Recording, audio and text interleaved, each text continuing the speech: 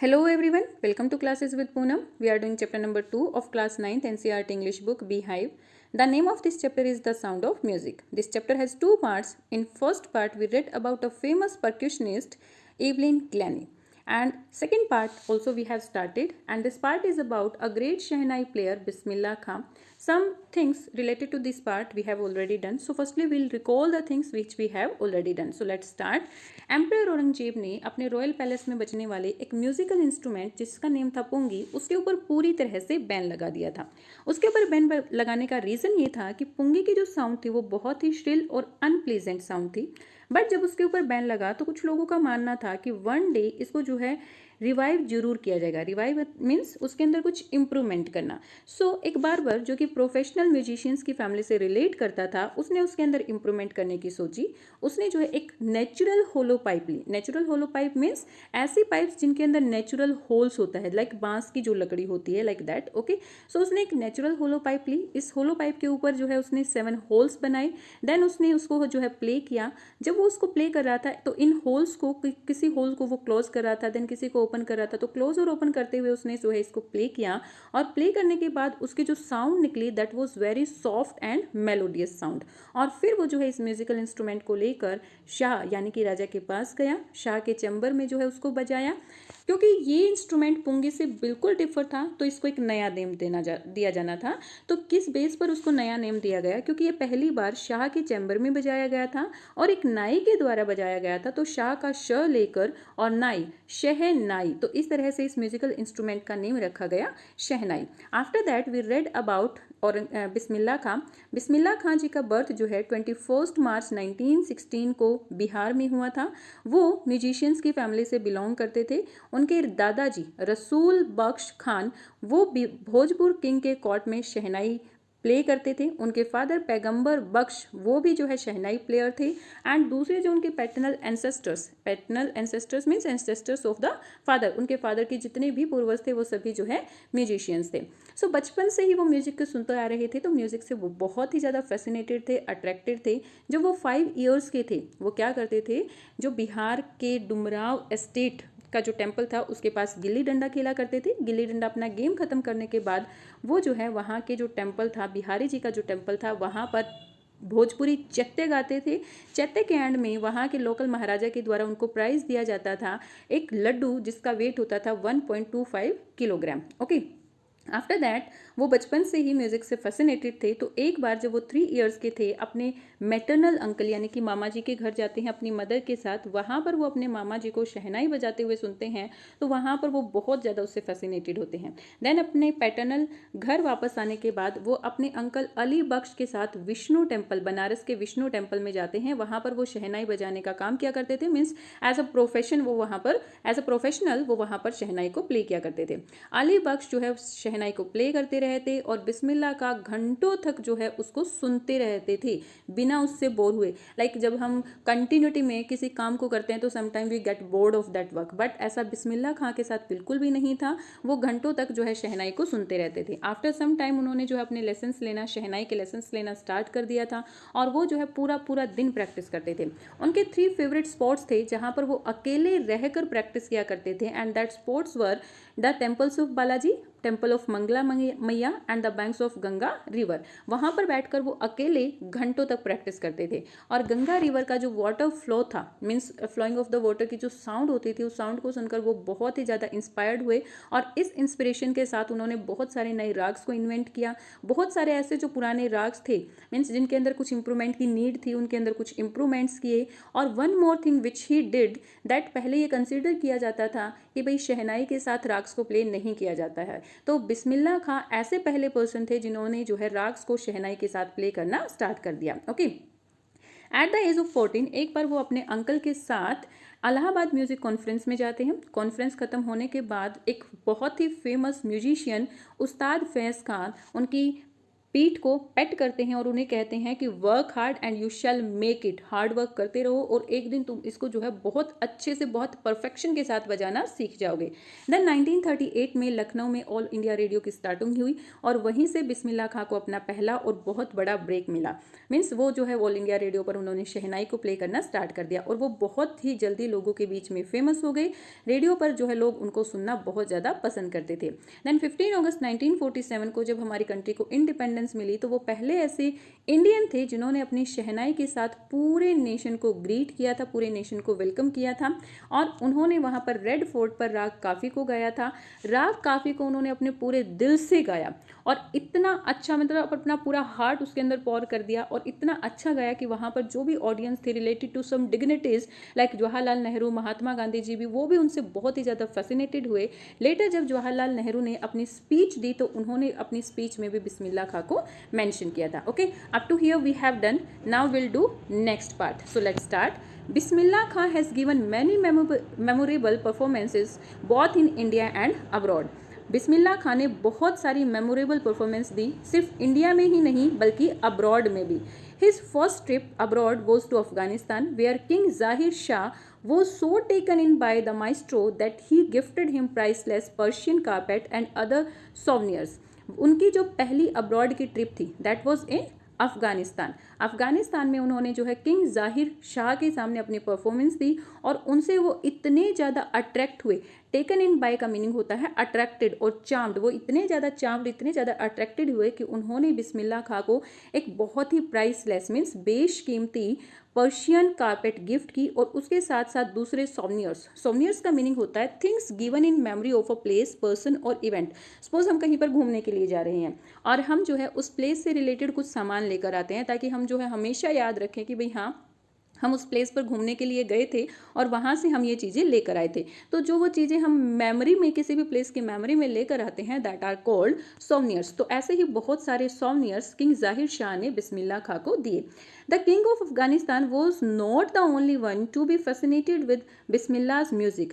सिर्फ अफगानिस्तान के ही किंग ऐसे नहीं थे जो बिस्मिल्लाह खां के म्यूजिक से फैसिनेटेड यानी कि अट्रैक्टेड हुए थे। Film director Vijay Bhatt was so impressed after hearing Bismillah play at a festival that he named a film after the instrument called गूंज उठी शहनाई। फिल्म डायरेक्टर विजय भट्ट ने एक बार एक फंक्शन में जो है बिस्मिल्लाह खां को शहनाई प्ले करते हुए सुना और वो उससे इतने ज़्यादा इम्प्रेस्ड हुए कि उन्होंने अपनी नेक्स्ट जो मूवी का नेम था वो शहनाई के नेम पर ही रख दिया एंड दैट वाज गूंज उठी शहनाई। और इस मूवी में बिस्मिल्लाह खां ने भी अपनी जो है कॉम्पोजिशन दी। The film was hit, film जो है पूरी तरह से हिट रही and one of Bismillah Khan's composition दिल का खिलौना है टूट गया turn out to be a nation wide chart booster.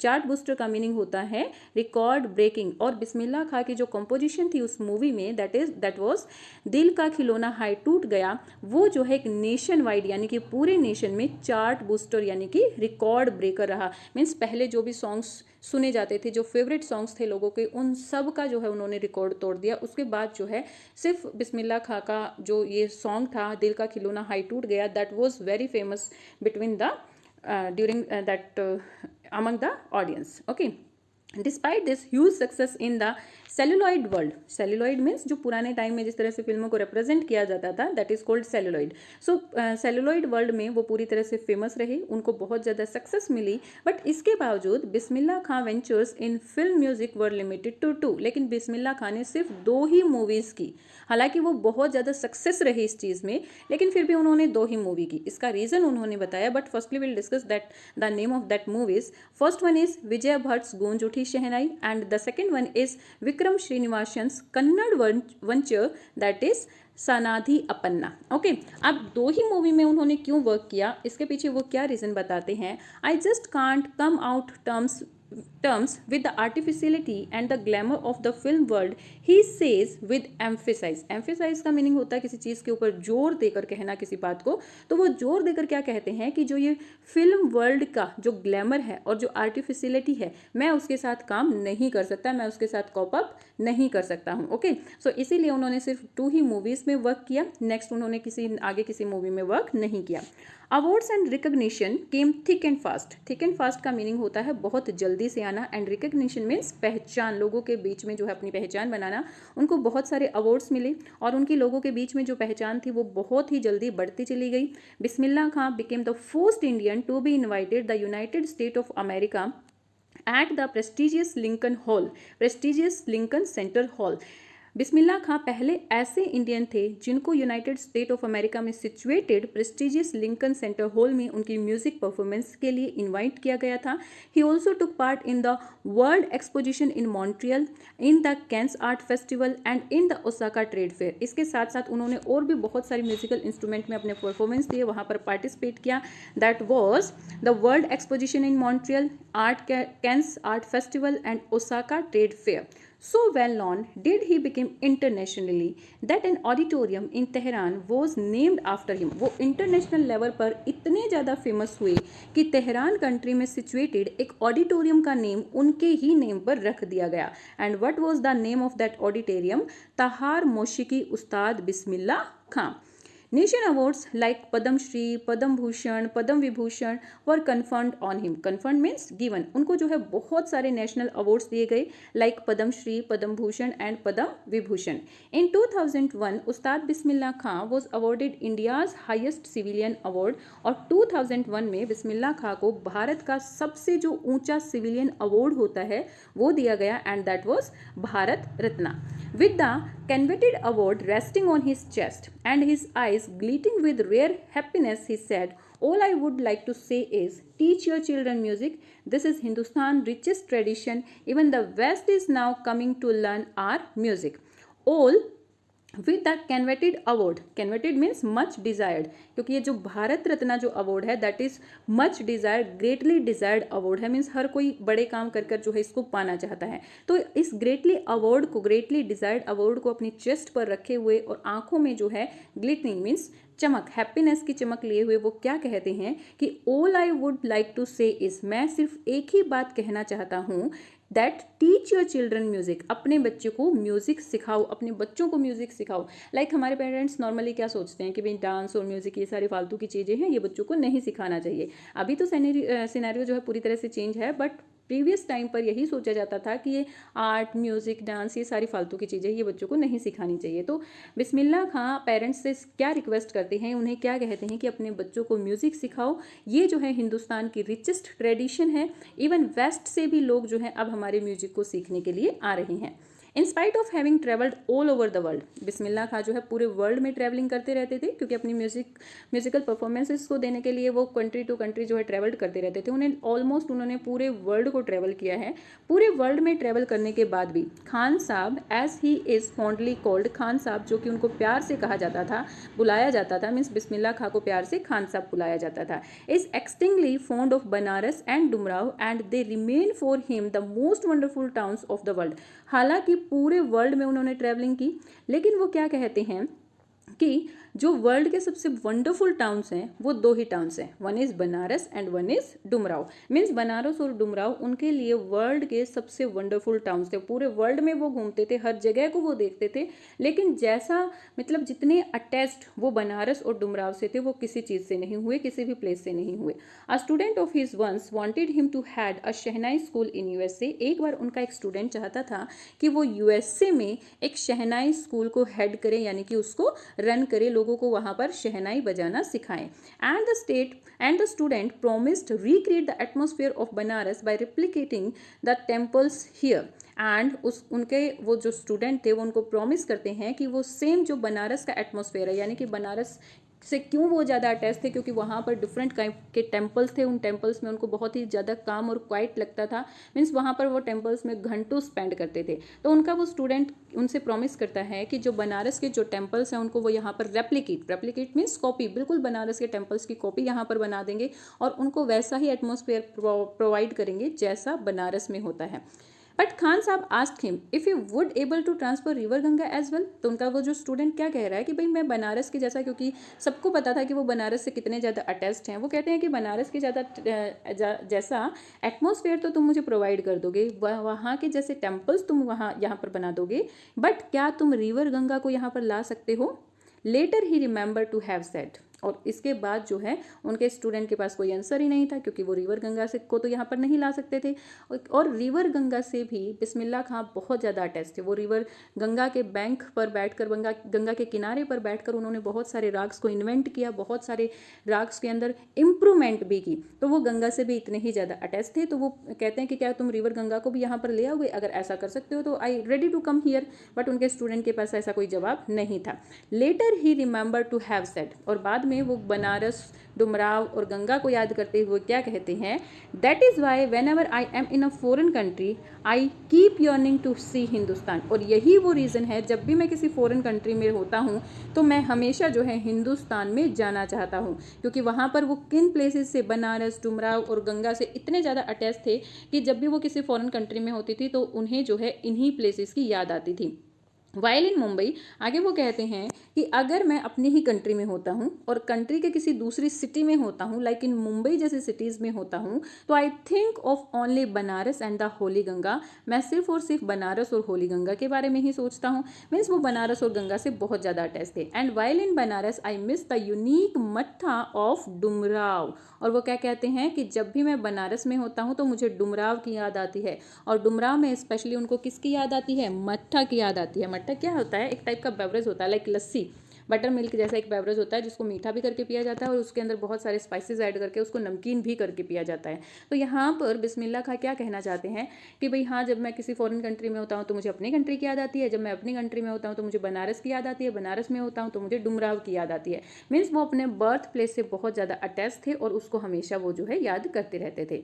Ustad Bismillah Khan's life is a perfect example of the rich cultural heritage of India. One of that effortlessly accepts that a devout Muslim like him can very naturally play the Shehnai every morning at Kashi Vishwanath temple. अब अगर हम पूरी की पूरी बिस्मिल्लाह खां की life को देखें, वो एक मुस्लिम थे। मुस्लिम होते हुए भी जब वो 5 इयर्स के ही थे तभी से उन्होंने टेम्पल्स में जाना स्टार्ट कर दिया था। टेम्पल्स में वो चैत्य गाते थे, वहाँ पर भजन गाते थे, सॉन्ग्स गाते थे, और उसके लिए उन्हें बहुत सारे प्राइजेस भी दिए जाते थे।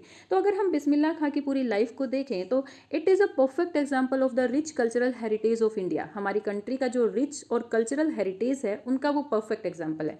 जो हमारी कंट्री का रिच और कल्चरल हेरिटेज क्या है कि हमारी कंट्री में सभी रिलीजियंस के लोग जो है वो एक साथ मिलकर रहते हैं, एक दूसरे के धर्मों का आदर करते हैं, इवन एक दूसरे के धर्मों के जो दूसरे फेस्टिवल्स होते हैं उन सब में पार्टिसिपेट करते हैं। लाइक पूरी कंट्री में ईद सेलिब्रेट किया जाता है, पूरी कंट्री में होली सेलिब्रेट किया जाता है जो कि हिंदूज का फेस्टिवल है।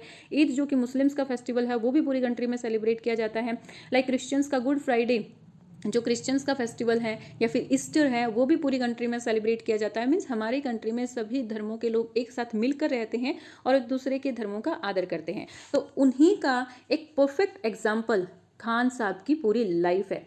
वो क्या कहते हैं कि मेरे जैसा डिवोट मतलब कट्टर जो मुस्लिम है, मेरे जैसा कट्टर मुस्लिम, यानी कि जो हर एक चीज़ मुस्लिमों के जो भी मतलब रिचुअल्स हैं, उन रिलीजियंस जो भी मतलब उनके लिए लॉज बने हुए हैं उनको वो स्ट्रांगली फॉलो करते हैं। तो वो क्या कहते हैं कि मेरे जैसा कट्टर मुस्लिम हर रोज़ सुबह जो है काशी विश्वनाथ के टेम्पल में जाकर वहाँ पर नेचुरली सहनाई प्ले करता है। तो it means it is a perfect example of the rich and cultural heritage of our country. Okay, so here one more information is given about Ustad Bismillah Khan. That is, Ustad Bismillah Khan passed away on 21st August 2006 at the age of 90 after a prolonged illness. Prolonged means which is continue for a long time. So Bismillah खां की जो death है वो 21 अगस्त 2006 को हुई थी, एक बहुत लंबी इलनेस की वजह से, जब वो 90 ईयर्स के थे। He was given a state funeral, पूरे स्टेट ने जो है उनके फ्यूनरल पर, पूरा का पूरा स्टेट जो है उनके फ्यूनरल पर शामिल हुआ था। And the government of India declare 1 day of national morning मतलब दुख भरा दिन। और जिस दिन बिस्मिल्लाह खां जी की डेथ हुई थी उन्होंने गवर्नमेंट ऑफ इंडिया ने उस दिन को जो है नेशनल मॉर्निंग यानी कि नेशन के लिए एक दुख भरे दिन के रूप में याद किया था। Okay, so we have done about the great shehnai player of Bismillah Khan. यहाँ पर हमने रीड आउट किया कि किस तरह से शहनाई को अपना नेम शहनाई मिला, किस तरह से उसके अंदर जो है पहले जो एक म्यूजिकल इंस्ट्रूमेंट पुंगी के नाम से जाना जाता था उसके अंदर इंप्रूवमेंट किए गए। Then we have discuss about the life of Bismillah Khan कि किस तरह से वो एक मुस्लिम होते हुए भी बचपन से ही क्या हिंदूज टेम्पल्स में जाते थे, वहाँ पर भजन एंड सॉन्ग्स गाते थे एंड वहाँ पर शहनाई को प्ले करते थे। सिर्फ वही नहीं, उनकी पूरी फैमिली ऐसा करती थी, पूरी फैमिली जो है इसी प्रोफेशन में थी, वो जो है टेम्पल्स में जाते थे और शहनाई को प्ले करते थे। और बिस्मिल्लाह खां ही ऐसे पहले पर्सन थे जो शहनाई को जो है मतलब आगे लेकर आए। शहनाई के बारे में पहले क्या कंसिडर किया जाता था कि it is played only in that marriages and in the temples, but वो पहले ऐसे म्यूजिशियंस थे जो शहनाई को आगे स्टेज पर लेकर आए। So I think you got all the things related to this chapter. Please let me know in comment section. Like and share my videos and subscribe my channel for new update. Thank you. Bye bye. Keep learning.